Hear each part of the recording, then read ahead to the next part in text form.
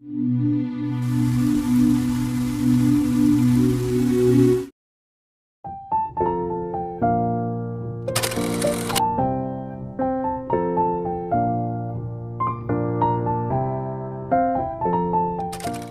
पुनः स्वागत है अपने YouTube चैनल सिका एजुकेशन पर। आज की जो वीडियो में हम लोग बात करने वाले हैं वे इस बारे में बात करेंगे, जैसे हमारे कुछ साथी हैं वो कह रहे थे कि मुझे समझ नहीं आता है, अच्छे से समझ आ जाता है लेकिन याद आता है जब आप पढ़ाते हैं तब याद आता है, बाद में भूल जाते हैं। तो हम क्यों भूल जाते हैं इस पे चर्चा करेंगे। दूसरी बात, आपके पास टाइम मैनेजमेंट कैसे करना है। जैसे आप कहीं ड्यूटी कर रहे हैं या फिर कुछ हमारे जो साथी हैं जो घर का कार्य कर रहे हैं या फिर कुछ गृहिणी हैं जो घर का कार्य कर रही हैं या फिर आप कोई स्कूल में पढ़ा रहे हैं, तो आपको टाइम मैनेज कैसे करना है। और दूसरा ये है कि हम इस पे बात करेंगे कि आपको रिवीजन कैसे करना है। यानी 3 चीज़ों पे हम बात करेंगे, ठीक है। पहला कि याद क्यों नहीं होता, इसको हम सॉल्व करेंगे। दूसरा ये है कि टाइम मैनेजमेंट कैसे करेंगे। तीसरा ये है कि रिवीजन कैसे करेंगे। तो पहले हम लोग बात कर लेते हैं कि आप टाइम मैनेजमेंट कैसे करेंगे। टाइम मैनेजमेंट करने के लिए क्या है कि आपके पास ये सोचिए 24 घंटे हैं, उसमें से 7 घंटा सोने के लिए निकाल दीजिए। बिल्कुल सोइए प्रॉपर, क्योंकि आप अगर सोएंगे नहीं तो आपका जो मन है वो जो चेतन है वो अवचेतन में हो जाएगा, जिससे आपका संतुलन बिगड़ सकता है मन का। तो पहले तो नींद लीजिए, ठीक है। आपके पास बचे 17 घंटे, उसमें क्या है 7 घंटे गृह का कार्य कीजिए अच्छे से, ठीक है। अगर गृह का कार्य करेंगे 7 घंटे तो फिर क्या हुआ, आपके पास बचे हैं 10 घंटे। हाँ 10 घंटे बचे हैं। अगर कोई कैलकुलेशन हो जाए तो आप अपने हिसाब से देख सकते हैं, कोई ज़रूरी नहीं है कि। और टाइम टेबल अगर आप लोग बना रहे हैं, पहली बार टाइम टेबल बनाइए ही मत, जब खाली हो तो पढ़ लीजिए। क्योंकि अगर टाइम टेबल हमारे जो साथी हैं वो कैसे बनाते होंगे, मुझे ऐसा लग रहा है कि जैसे कि 6 बजे उठना है, 7 बजे ये सब्जेक्ट पढ़ना है, 8 बजे दूसरा सब्जेक्ट पढ़ना है, 9 बजे ये करना है। आप मशीन थोड़ी हैं, आप इंसान हैं। ऐसा टाइम टेबल बनाइए कि जैसे ऐसे बना सकते हैं हम सुबह कि 4 घंटे ये पढ़ना है और 4 घंटे शाम को पढ़ना है, ऐसे बना सकते हैं। ये नहीं पढ़ना है कि 10:15 पे हमें खाना खाना है, अगर हम पहले खा लेंगे तो मेरा टाइम टेबल गड़बड़ हो जाएगा। तो गड़बड़ हो रहा है, बनाते ही टाइम गड़बड़ हो रहा, फॉलो नहीं हो सकता कभी नहीं। अगर हो भी जाएगा तो एक दिन, दूसरे दिन आप सो जाएंगे या फ़ोन ज़्यादा चला लेंगे, तब भी आपको फिर डिमोटिवेशन वहाँ पर हो जाएगा। तो आपको क्या करना है कि पहले आप 16 घंटे ऐसे निकाल लीजिए, 8 घंटे सोने में, 8 घंटे आप ड्यूटी कर रहे हैं तो उसमें, या फिर 8 घंटे गृह का कार्य कीजिए। आपके पास 8 घंटे प्रॉपर बचते हैं। 8 घंटे में भी हम 2 घंटे इसमें निकाल देते हैं आपका जो मेंटेन का है मामला, ठीक है। यानी कि स्नान करना है या फिर जो मेकअप करना है, जो भी हो, तो 2 घंटे, यानी आपके पास 6 घंटे हैं। 6 घंटे अगर आप प्रॉपर पढ़ाई करते हैं तो आप कोई सा भी एग्ज़ाम है वो 3 महीने के अंदर क्रैक कर सकते हैं, अगर सही रणनीति के साथ कर रहे हैं, ठीक है। अब टाइम मैनेजमेंट के बारे में तो हम लोगों ने सीख लिया कि टाइम मैनेज करना कैसे है। अब दूसरे पे हम लोग बात करते हैं, आपको याद क्यों नहीं होता है। याद इसलिए नहीं होता है क्योंकि आपने जो, हम इस पे चर्चा करें जैसे शिक्षण विधियाँ जो आपने कभी नहीं पढ़ी हैं, जो चीज़ आपने कभी देखी ही नहीं है वो पहली बार में कैसे याद हो जाएगी। पहली बार तो हम माता पिता का नाम भी नहीं बताते, माता पिता की ये मेरी बुआ है या मेरे बाबा हैं, ये भी तो भूल जाते थे। लेकिन क्या हुआ कि बार बार वही चीज़ है। जैसे कि हम एक एग्जाम्पल से सीखते हैं कि आपको कैसे चीज़ें याद होंगी। एक मान लीजिए किराने का दुकानदार है, उसके पास कम से कम 3000 आइटम होंगे, है ना। ऐसा कोई किराने का दुकानदार नहीं है, शॉपकीपर नहीं है जिसके पास 3000 से कम आइटम हो उसकी दुकान में। लेकिन उसने तो कभी नहीं याद किया है कि चीनी 40 या 44 रुपए किलो है, चाय की पत्ती है 10 रुपये वाली है, जीरा ये इतने रुपए में है, चावल इतने रुपए में है, आटा इतने रुपए में है, दाल इतने रुपए में है, ये जो माइक्रोनी वो इतने रुपए में है, पास्ता इतने रुपए में है। वो कभी भूलता है? या फिर इसे क्या कहते हैं, नहीं भूलता है। क्यों? क्योंकि वो जो उसका एक दायरा है उस दायरे के बीच में रह रहा है। जैसे एक स्टोर है, दूसरा भी एक एग्जांपल जोड़ते हैं इसमें ताकि आप आसानी से और समझ पाएँ और मोटिवेट हो पाएँ। जैसे एक स्टोर है, मेडिकल का स्टोर देखा है, हज़ारों कैटेगरी की वहाँ पे दवाइयाँ लगी हैं, लेकिन जो उसके यहाँ चेला होता है ना, उससे बोलते हैं कि भाई ये वाली दवाई निकाल के लाओ। कभी ये नहीं पूछता है कि वो कहाँ पे रखी हैं, क्योंकि उसकी प्रैक्टिस हो गई, वो रोज़ देखता है। जब जो जैसे कि हम आपको जो बता रहे हैं वो आप पीडीएफ रोज़ देखेंगे, हमारे जो वीडियो देखेंगे या फिर जहाँ से आप पढ़ रहे हैं उसको आप कंटिन्यू वैसा ही करेंगे। रोज़ देखो, जब तक समझ ना आए, दिमाग में छप ना जाए, तब तक देखते ही रहो, रुको ही मत।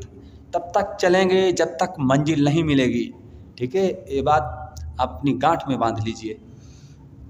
दूसरी बात क्या है, जब आप रोज़ देखेंगे तो आपको याद हो जाएगा। आप प्रेरणा लीजिए, आपके जो समाज में रह रहे हैं उनसे आप प्रेरणा लीजिए। किसी फ़ोन से मोटिवेशन सुनने की ज़रूरत नहीं है।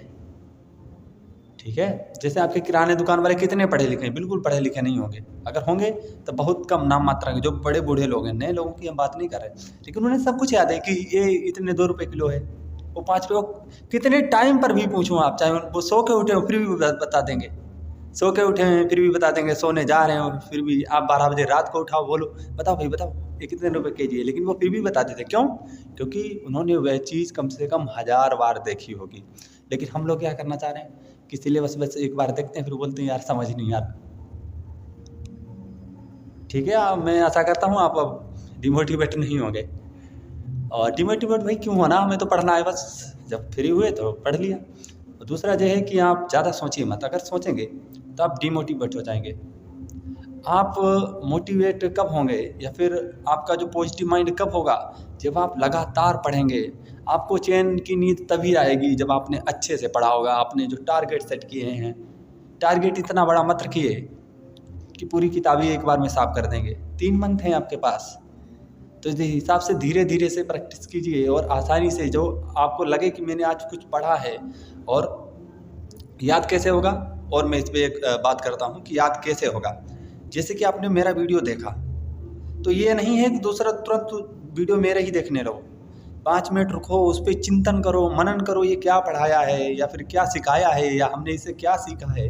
अगर आप ये करते हैं, तुरंत उस पर कीजिए जो मैं पढ़ाऊँ या फिर कोई भी टीचर पढ़ाए, तो आप उस पर चिंतन कीजिए। उसके बाद जब आप सोने जाने से यानी बेड पे लेटने से पहले, आँख लगने से पहले उस पर पुनः चिंतन करें कि आज मैंने दिन भर क्या क्या काम किया।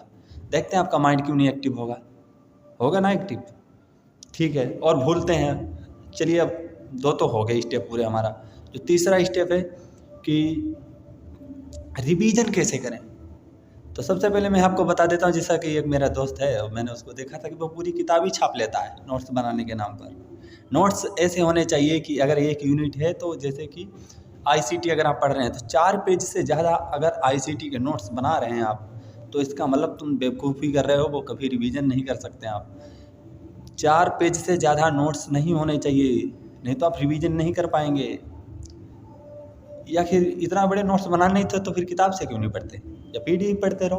भाई नोट्स का मतलब क्या है कि आप जब बार बार पढ़ेंगे, जितने बार पढ़ेंगे उतने संक्षेप नोट्स हो जाएंगे। आपके बड़े नोट्स क्यों बन रहे हैं? इसलिए बन रहे हैं क्योंकि आपने पहली बार पढ़ा है और पहली बार में ही नोट्स बनाने की तैयारी कर रहे हैं। नोट्स तब बनाने हैं जब आपको चिंतन हो जाए, आपको लगे कि मैं ये भूल रहा हूँ, तब नोट्स बनाने हैं। ठीक है, अब मैं बात करता हूँ कि रिवीजन कैसे करना है। आप जैसे कि सप्ताह में 6 दिन होते हैं, और देखिए मैं आपको एक बात और बता देता हूँ। सप्ताह और हफ्ते एक ही बात है, लेकिन हमें छोटे पे बताया गया था हफ्ता जो 8 दिन का होता है और सप्ताह जो 7 दिन का होता है, लेकिन ये बिल्कुल नहीं है कि हकीकत क्या है कि सप्ताह हिंदी का शब्द है और हफ्ते फारसी अरबी फारसी का है। क्योंकि जो अरबी फारसी वाले लोग हैं वो सा को हा बोलते थे, इसीलिए वो सिंधु को हिंदू कहते थे। हालांकि ये अलग विषय है, हम लोग उस पर चर्चा करते हैं कि आप कैसे रिवीजन करें। जो 6 दिन हैं उस पर आप क्या करेंगे, जो वर्किंग डेज होते हैं जैसे 6 दिन, तो आप 2 दिन क्या है कि आप ऐसे निकालिए जिन पे हमें सिर्फ रिवीजन ही करना है। जैसे कि सोमवार से लगा के सोमवार, मंगलवार, बुधवार, बृहस्पति। ठीक है, ये 4 दिन हैं जो उन पे क्या करिए, आप नया टॉपिक पढ़िए। और नया टॉपिक कैसे पढ़ें, जो पीछे हम पढ़ चुके हैं वो भी एक सरसरी नज़र उस पर पड़ जानी चाहिए। अगर आप उस पर सरसरी नज़र नहीं डालेंगे तो आप पीछे का छोड़ देंगे सब, फिर जो नया सीख रहे हैं वो भी सब व्यर्थ ही है एक हिसाब से। तो आपको क्या करना है कि नया टॉपिक पढ़ने से पहले पुराने टॉपिक हम रिवीजन कर लेंगे। क्या है, आपको 5 दिन या 4 दिन अच्छे से जो नया पढ़ रहे हैं वो उस पर ध्यान देना है। उसके बाद जो 2 दिन बचते हैं जैसे कि शनिवार या शुक्रवार और रविवार यानी संडे, तो इसमें क्या करेंगे, आप संडे को रिलैक्स भी कर सकते हैं। मान लीजिए कि अगर आप लग रहा है कि हम अच्छा पढ़ रहे हैं, तो कोई ज़बरदस्ती नहीं है, आपके हिसाब से, अपने जैसा हिसाब लगे, कंफर्टेबल रहो बस। और इतने कंफर्टेबल भी मत रहो कि आपका सब बिगड़ जाए मामला, ठीक है ना।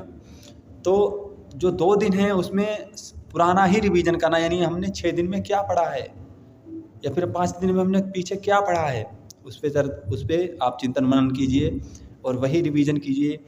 एक किताब पढ़िए लेकिन 10 बार पढ़िए। 10 किताबें पढ़ेंगे, एक बार पढ़ेंगे तो आपका कभी सिलेक्शन नहीं होने वाला है। आप नेट जेआरएफ की बात छोड़ दीजिए, आपका ओनली पीएचडी वाला भी क्लियर नहीं होगा अगर आप 10 किताबें पढ़ेंगे। एक किताब पढ़िए, अच्छे से पढ़िए, 10 बार पढ़िए, मॉक टेस्ट लगाइए, पीवाईक्यू को सॉल्व कीजिए, फिर पढ़िए, फिर रिवीजन कीजिए। बस रिवीजन रिवीजन रिवीजन रिवीजन, आपका सिलेक्शन हो जाएगा रिवीजन करने से, ठीक है। और कंसेप्ट क्लियर कीजिए, रिवीजन कीजिए, संक्षेप में नोट्स बनाइए। आशा करता हूँ ये वीडियो आपके लिए लाभदायक रहा होगा। अगर मुझसे कोई त्रुटि हो रही हो तो मुझे उसे ज़रूर अवगत कराइएगा, ताकि मैं नेक्स्ट वीडियो में सुधार ला सकूँ। नमस्कार।